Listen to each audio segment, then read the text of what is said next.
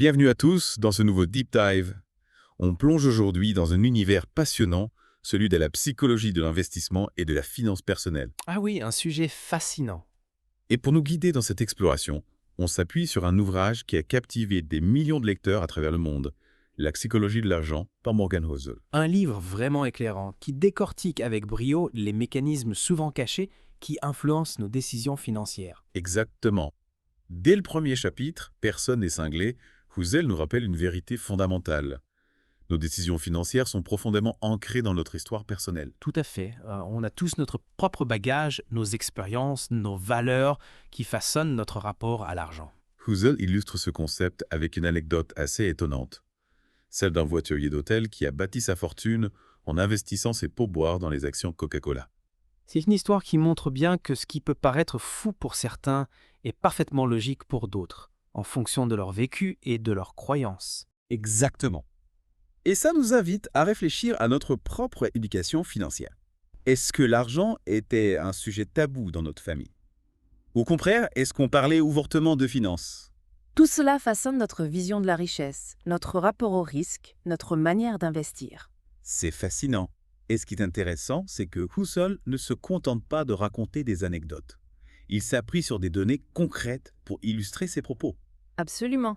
Il utilise des graphiques et des statistiques pour nous montrer l'impact du temps sur nos investissements. Vous vous souvenez du graphique qu'on vous a envoyé? Celui qui montre la différence de gain entre quelqu'un qui commence à investir tôt et quelqu'un qui attend plus tard. La magie de la capitalisation Zion. C'est un concept fondamental en finance, et Housel l'explique de manière très claire et accessible. Mais attention, le temps n'est pas le seul facteur à prendre en compte. Il y a aussi la chance, le hasard, qui peuvent jouer un rôle important dans notre réussite financière. C'est l'objet du deuxième chapitre, chance et risque. Housel nous plonge dans la vie de Bill Gates, et on voit à quel point la chance a contribué à son succès phénoménal. Imaginez un adolescent qui a accès à un terminal informatique à une époque où c'était extrêmement rare. C'est une opportunité incroyable qui a ouvert la voie à sa future réussite. C'est un exemple frappant de l'importance de la chance. Mais Housel souligne aussi que la chance favorise les esprits préparés. C'est-à-dire qu'il faut être prêt à saisir les opportunités quand elles se présentent. Il faut être curieux, s'informer, se former pour maximiser ses chances de réussite. Tout à fait. La chance sourit à ceux qui sont prêts à la recevoir. D'accord, donc la chance joue un rôle, mais il faut aussi être proactif. Mais parlons maintenant du troisième chapitre, un chapitre qui aborde un sujet délicat, la cupidité. Jamais assez, c'est le titre de ce chapitre. Housel nous met en garde contre les dangers de l'avidité, cette soif insatiable de toujours plus, même quand on a déjà beaucoup. Il utilise l'exemple de Bernie Madoff, l'homme derrière l'une des plus grandes escroqueries financières de l'histoire. Ce qui est troublant, c'est que Madoff avait déjà tout. La fortune, le succès, le respect. Et pourtant, ça ne lui suffisait pas. Il voulait toujours plus, au point de mettre en place un système frauduleux qui a ruiné des milliers de personnes. Ce chapitre nous invite à réfléchir à nos propres motivations, à nos aspirations. Quand est-ce qu'on en a assez? Qu'est-ce qui nous rend vraiment heureux? C'est une question essentielle qu'on devrait tous se poser. La quête du toujours plus peut nous mener sur des chemins dangereux. On a l'impression que le désir s'adapte à nos acquis. Plus on a, plus on en veut. C'est un cercle vicieux. Exactement. C'est là qu'intervient l'importance de définir ses propres objectifs, ses propres critères de réussite, sans se laisser influencer par les pressions extérieures. Et pour nous aider à rester les pieds sur terre, Housel nous présente dans le 4e chapitre le concept de l'affolant effet multiplicateur.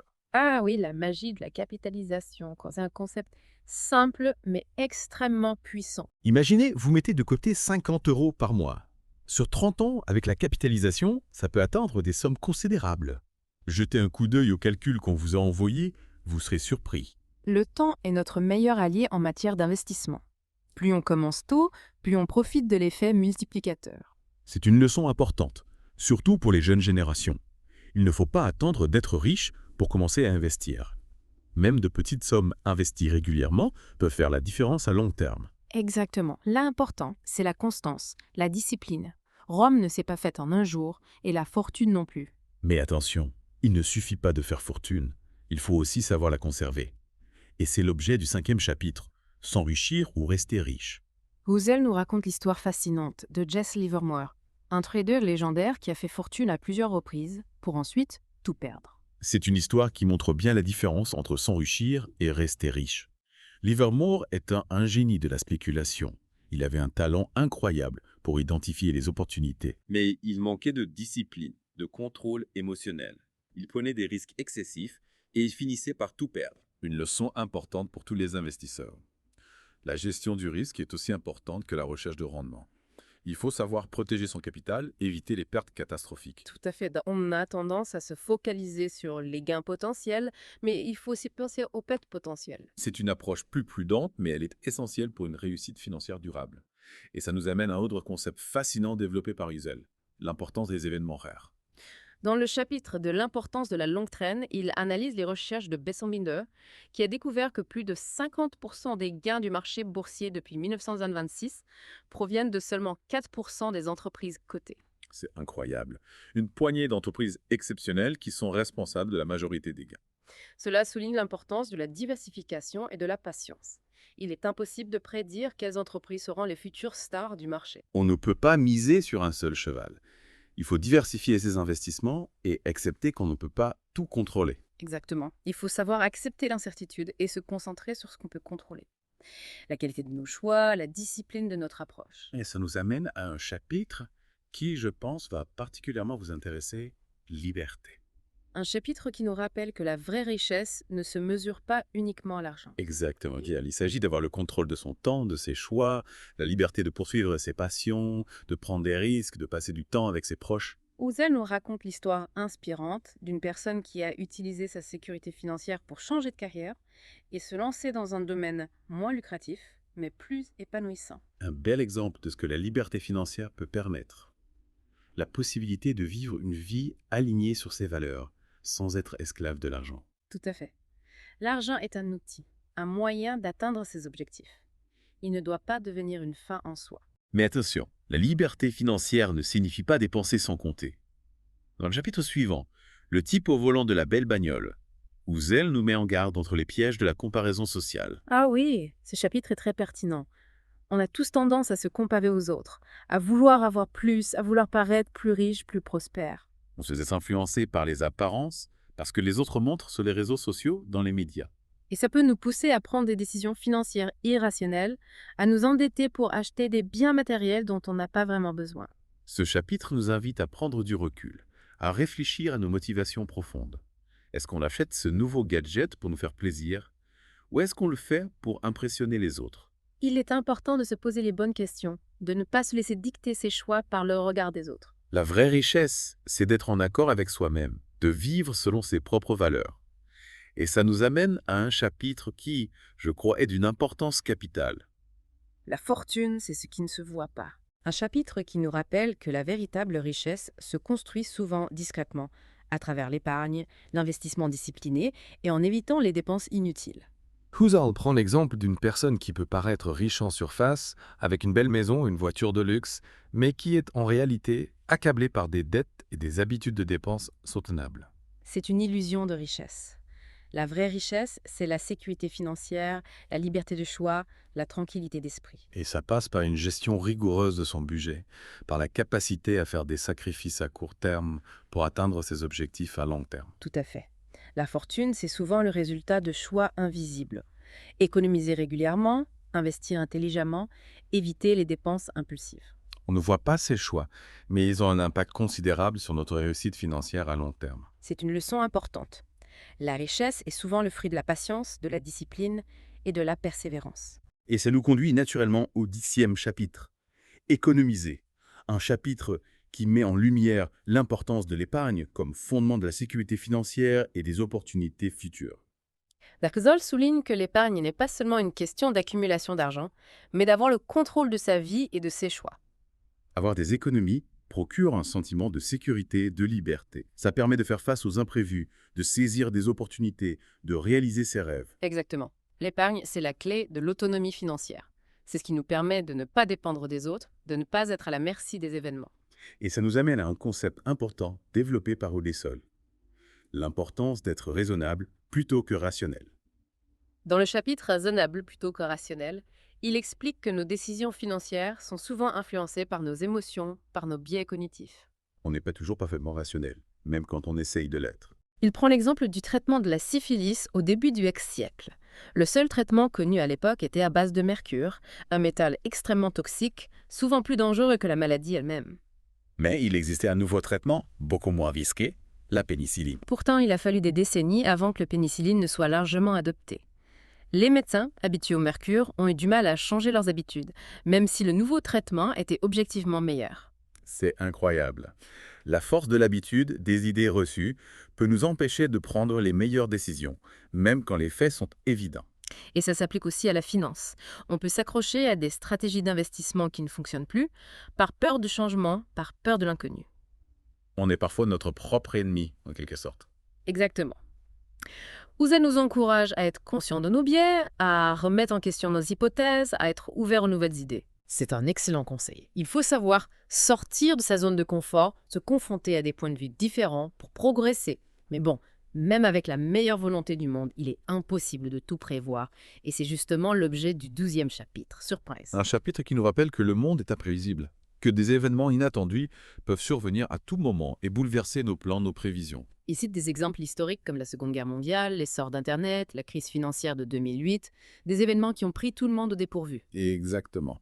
Il est impossible de tout anticiper, mais on peut se préparer à l'incertitude. Et c'est là qu'intervient le concept de marge de sécurité, n'est-ce pas? Tout à fait. Dans le chapitre suivant, Husserl explique l'importance d'intégrer une marge de sécurité, une zone tampon, dans nos prévisions et nos décisions financières.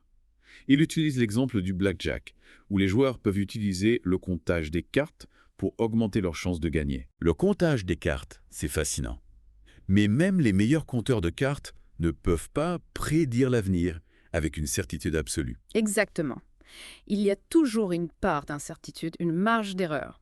C'est la même chose pour les investissements. On peut faire des prévisions, analyser les données, mais il y aura toujours des événements imprévus qui peuvent influencer le résultat final. C'est pourquoi il est essentiel d'être prudent, de ne pas tout miser sur une seule carte et d'avoir une marge de sécurité pour absorber les pertes potentielles. C'est ça. Ne pas mettre tous ses œufs dans le même panier, comme on dit. Husserl nous encourage à être humbles face à l'incertitude et à ne pas surestimer nos capacités à prédire l'avenir. C'est une leçon d'humilité qu'on devrait tous méditer. On a tendance à vouloir tout contrôler, à vouloir tout planifier, mais la vie nous réserve toujours des surprises. Exactement. Il faut savoir accepter l'incertitude et se concentrer sur ce qu'on peut contrôler, la qualité de nos choix, la solidité de nos fondations financières. Et ça nous amène à un chapitre qui invite vraiment à l'introspection. Vous ne serez pas toujours le même. Ah oui, celui-là, il nous rappelle que nos priorités, nos envies, eh bien, ça évolue avec le temps. Ce qui nous semblait crucial à 20 ans peut nous paraître bien futile à 40 ans. Exactement. Alors, imaginez, vous avez passé des années à construire votre carrière, à gravir les échelons. Vous avez tout donné pour atteindre un poste prestigieux. On se dit qu'on est enfin arrivé. Mais avec le temps, vous réalisez que ce travail, eh bien, il ne vous correspond plus vraiment. Il ne vous passionne plus comme avant. Ce qui nous animait a peut-être changé. Exactement. On peut facilement se retrouver piégé, s'accrocher à un chemin par peur du changement, par peur de tout recommencer à zéro. On se dit qu'on a investi tant d'énergie, de temps, qu'on ne peut pas abandonner maintenant. Mais ce chapitre nous encourage à être flexibles, à nous adapter au changement de la vie. Nos objectifs, nos priorités, eh bien, ils évoluent. Ah. Et c'est normal. On a le droit de changer d'avis, de changer de cap, même si ça implique de sortir des sentiers battus. Ce qui compte, c'est d'être aligné avec soi-même, de vivre une vie qui nous correspond vraiment. Une vie qui a du sens. Exactement. Nos choix financiers, nos investissements, eh bien, ils doivent refléter qui on est aujourd'hui, pas qui on était hier. Ça fait écho au chapitre. Rien n'est gratuit, non pas. Tout à fait. Ce chapitre nous rappelle que chaque décision a un coût visible ou non. Il n'y a pas de solution miracle en finance. Et pas de gain sans risque zéz. Exactement. Husserl prend l'exemple de General Electric, une entreprise autrefois considérée comme un modèle de réussite. Ah oui, une valeur sûre, Vélet. Pendant des années, elle a versé des dividendes importants à ses actionnaires. De quoi attirer beaucoup d'investisseurs. Logique L, qui ne rêve pas de revenus réguliers sans effort. Mais pour maintenir ces dividendes, l'entreprise a pris des risques énormes. Elle s'est endettée massivement. Et ça a mal fini. Malheureusement, oui. Le cours de l'action s'est effondré. Les investisseurs ont perdu beaucoup d'argent. Une leçon qu'on n'oublie pas. Exactement. Ce chapitre nous met en garde contre les promesses de rendement rapide et sans risque. Il faut toujours se méfier des solutions miracles. Il n'y a pas de repas gratuit, comme on dit. C'est ça. Chaque opportunité a un coût, un risque associé. Et il est important de bien les évaluer avant de se lancer. Mieux vaut prévenir que guérir vain. Absolument. Prudence et discernement sont essentiels en matière d'investissement. Et ça nous amène au dernier chapitre de ce livre, un chapitre qui met l'accent sur l'individualité. Vous et moi.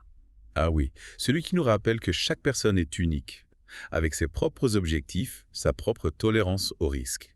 Ce qui fonctionne pour l'un peut être désastreux pour l'autre. On ne peut pas copier aveuglément les stratégies d'investissement des autres, Même si elles ont fait leurs preuves. même s'ils ont fait leurs preuves. Le chapitre nous invite à être autonomes dans nos décisions financières, à ne pas avoir peur de faire des erreurs et surtout à apprendre de nos expériences. Essayer, se tromper, ajuster, recommencer. C'est ça, la clé du succès. Exactement. La psychologie de l'argent, c'est bien plus qu'un simple livre sur la finance. C'est une invitation à la réflexion, à l'introspection. À mieux se connaître. Ah oui, à explorer nos motivations profondes, nos peurs, nos aspirations, et à comprendre comment tout cela influence nos choix financiers. C'est un livre qui nous encourage à nous poser les bonnes questions. Quels sont mes objectifs? Mes valeurs? Mon niveau des risques? En trouvant les réponses, on peut construire une relation plus saine avec l'argent. Une relation qui nous permet d'atteindre nos objectifs, de réaliser nos rêves, sans nous perdre en chemin. Voilà, on arrive à la fin de notre exploration de la psychologie de l'argent. On a vraiment plongé au cœur des mécanismes qui façonnent notre relation avec l'argent. On a vu combien nos émotions, nos expériences, nos biais peuvent influencer nos choix financiers, parfois à notre insu. C'est clair. Ce livre nous a ouvert les yeux sur plein de choses.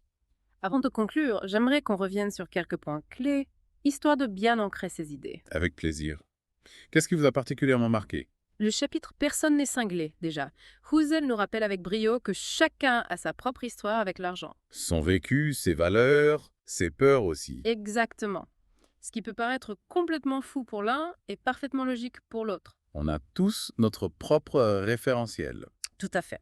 Et ça nous invite à plus de tolérance, de compréhension face aux choix financiers des autres. À ne pas juger trop vite. Exactement. Il y a aussi cette idée forte qui traverse tout le livre, l'importance de la patience. Ah oui, ça revient souvent. Et la patience, la vision à long terme. Que ce soit avec l'exemple de Warren Buffett ou le concept de la longue traîne, Husserl nous montre que la réussite financière, ça se construit sur la durée. Pas de recette miracle, pas d'enrichissement rapide. Exactement. Il faut savoir investir régulièrement avec discipline et laisser le temps faire son œuvre. Accepter que la route sera parfois semée d'embûches. Bien sûr, il y aura des hauts, des bas, des imprévus. C'est inévitable pile. Et c'est là que la flexibilité, la capacité à s'adapter, à apprendre de ses erreurs, deviennent essentielles. Tout à fait. On ne peut pas tout contrôler, mais on peut contrôler notre réaction face aux événements. Et puis, il y a ce chapitre sur la liberté qui m'a beaucoup touché. Ah oui, liberté. Un chapitre qui nous rappelle que la vraie richesse, ce n'est pas qu'une question d'argent.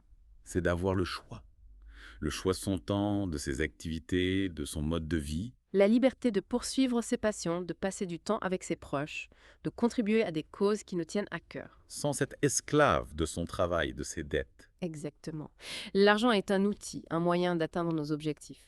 Il ne doit pas devenir une fin en soi. La psychologie de l'argent nous invite vraiment à réfléchir à notre rapport à l'argent, à le remettre en question, à le réinventer si nécessaire. À faire des choix plus conscients, plus alignés avec nos valeurs profondes. Merci beaucoup pour cette plongée fascinante au cœur de la psychologie de l'argent. Merci à vous.